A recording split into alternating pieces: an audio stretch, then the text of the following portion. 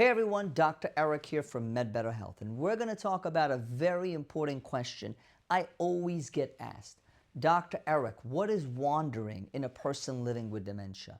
What is elopement? What are the risks? What can we do about it when I have a person who's living with dementia, I'm the caregiver, and they're wandering? Well, first of all, let's look at the definition. What is wandering? Well, wandering is repetitive, aimless movement. Interesting. So repetitive, aimless movement. That means I'm just doing the same thing, moving repetitively, and I have no aim. So why am I doing it if I'm a person living with dementia? Well, it could be actually, so if you are a caregiver and you're seeing a person living with dementia and they're wandering, it could be a signal of what? Of distress. It could be a signal of anxiety or an unmet need. Don't just go real quick and say, mom has dementia. Oh, that's why she's wandering. That's why she's doing these repetitive movements. No. There is something underneath that iceberg, as we'll take a look at it. So some important data for you to look at is this. If you have a person living with dementia, 6 in 10 individuals diagnosed with dementia will do what? Will wander. That's 60%. Okay, so why is that important? Well, think about it. If you have a person living with dementia and they are wandering, then where are they going to get close to? Sometimes a door. And what's going to happen to that door? It's going to open. And where are they going to go? Outside. And if they have dementia, what's going to happen? They're no longer going to be wandering. They're going to be what? The word is elopement, right? They're going to elope. They're going to leave their home. They're going to be outside. They're going to be in a river canal somewhere, on a highway somewhere. Well, logic dictates that that's very, very risky. And statistics support. What do statistics say? Well, they say that 50% of those who elope, first wander, and then leave the home, they risk serious injury or death. And this is coming from the Cleveland Clinic. Okay, so let's take a look. Like a lot of the times, and this is what we teach in the guide model. Better Health is in an incredible program from Medicare called the guide model. And if you are a caregiver, this is what we do in the guide model with Medicare. We educate you so that you're better educated, therefore you can better take care of yourself and the person living with dementia. And I'll talk about the guide model towards the end of the video where you can get access to this model for free. It's covered by Medicare. But before that, let's take a look. When we talk about behavior, I want you to remember behavior is actually nonverbal communication. It is communication. And there are certain internal triggers and unmet needs that are triggering this behavior, including wandering. So let's take a look. Here's the tip of the iceberg, right? I love this diagram. You have wandering behavior. What do you see on the bottom? Well, it could be the actual dementia progressing. Okay. It could be a UTI, right? Mom never wandered. And now all of a sudden, mom is looking for places. She's confused. It could be an infection. It could be thyroid disease. It could be certain things like hyponatremia, right? Okay, what else could it be? Well, someone could actually just want to go to the bathroom. And since they have dementia, they can't communicate it. So what are they doing? They're just walking back and forth. They're walking back and forth. They're trying to look for a door, right? They just want to go to the bathroom. Or they could be hungry or thirsty, or they could be in pain, or they can have constipation, which is 3 or more days of not having a bowel movement. So if you're a caregiver, and this is what we teach in this Medicare program, besides provide a lot of support and help for you, don't right away jump to, oh, they're just wandering. Think about specifically, are these unmet needs and triggers that are having my loved one be in this behavior? Okay, here's another one, a new medication. You go to the doctor, there's some type of symptom, they prescribe a medication, right? I do it all the time. And then what happens? There could be side effects. or the recent dosage has increased, or you got a new coffee machine and you're so in love with it, you give everybody in your family the coffee, and now because of the caffeine intake, they're triggering certain behaviors, and your loved one is starting to wander. That's very important. So I want you not to just jump to the conclusion that, oh, it's my loved one, they have dementia, it's just progressing. Remember, there's this iceberg, and there are specific drivers and conditions underneath the iceberg. Okay, we've talked about this, right? Now, what about other things? Well, don't forget about environmental triggers, right? So you're living in a home, mom's living with you, your son came from college, and he's blasting music, right? He loves all that new music, right? Or running around the house, your kids are saying 6, 7, 6, 7, all over, really, really loud, right? And grandma's not used to all this overstimulation and all this loud noise and all this tension. So what's grandma gonna do? She starts to pace. She starts to kind of have these repetitive behaviors and wander. That is something to look for, right? Lighting, when the lighting is dim, a new environment, or boredom. Let's say grandma has nothing to do all day and she just sits in her chair. That's going to trigger her to be anxious, that she's bored, getting up and starting having these repetitive, aimless movement, which is known as wandering. Okay.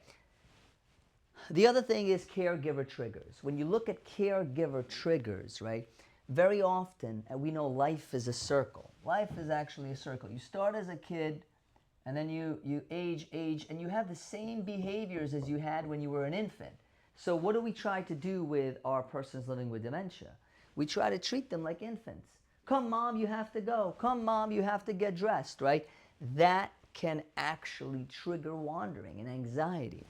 Rushing or ignoring, touching without warning, frustration, when you're frustrated visibly and the person living with dementia sees that you're actually frustrated, they get anxious, they start having repetitive behaviors and wandering, trying to leave the situation. Okay, now we've defined the problem. I'm going to give you some solutions, and again, this is very, very similar to what we do in the guide model, except in the guide model, you don't just have a video of Dr. Eric, you have a care navigator who's one-on-one with you, coaching you, navigating you through all these different spectrums of changes that you as a caregiver are seeing in your person living with dementia.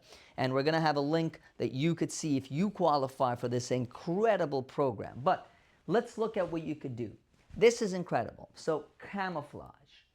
You see, this is a door. Now imagine taking and this is a bookshelf. Imagine taking, and you can go to Amazon and type in sticker bookshelf door, okay? Sticker bookshelf door. And I want you to imagine having a sticker right over here that looks like a bookshelf, and it's a sticker. And now the sticker is right over here. And the bookshelf, it looks like a bookshelf. Now this is really a door, and you hide this knob over here. You conceal it. So what happens with a person living with dementia?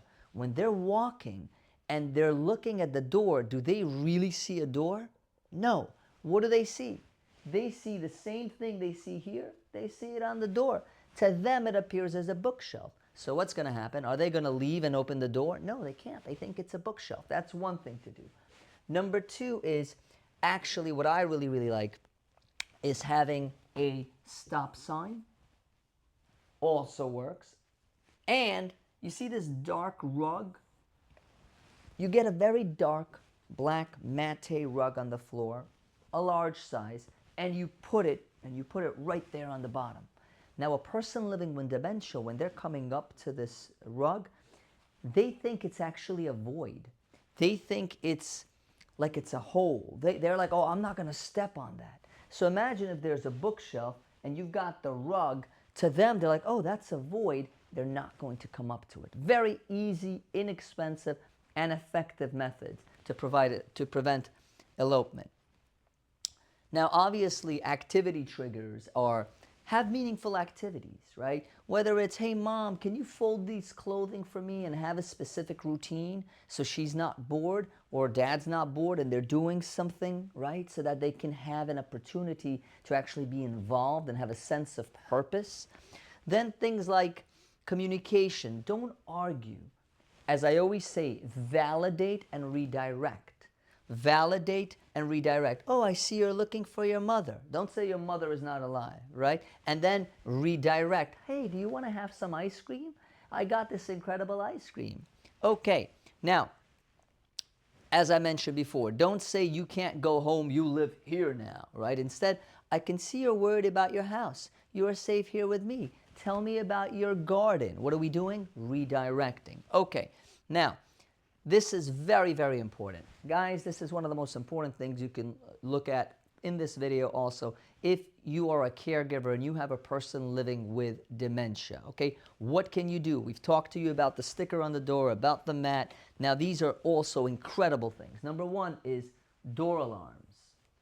So you have a door alarm. Every time the door is open, ding, ding, ding, ding, ding, you get notified in your phone. So you know that, mom opened the door. There's also a pressure mat that anytime mom puts her foot on that mat, you get notified, right? That someone's putting their feet on that mat. You could automatically take a look at the camera that you have installed if mom is trying to leave or not, or if it's someone who came to visit and they're leaving, right? That's important. Very, very simple, not super expensive, but very effective, right?